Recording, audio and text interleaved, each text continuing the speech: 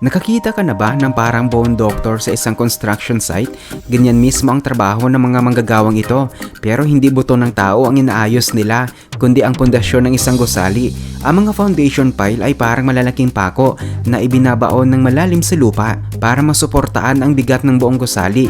Pero may isang problema, habang ibinubuhos ang konkreto, maaari itong hindi maging pantay, kaya nagkakaroon ng mga nakatagong puwang sa loob ng pile, parang may nabubuong bitak sa loob. Kapag malala ito, maaari nitong maapektuhan ang tibay ng buong gusali.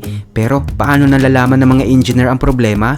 Kung nakabaon ng napakalalim ang pile, gumagamit sila ng low strain integrity testing.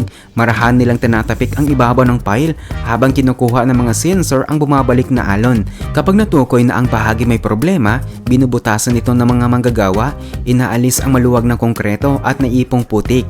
Pagkatapos ay nilalagyan ng mataas na kalidad na cement grout. Kapag tumigas na ito, nagiging matibay at buo muli ang foundation pile.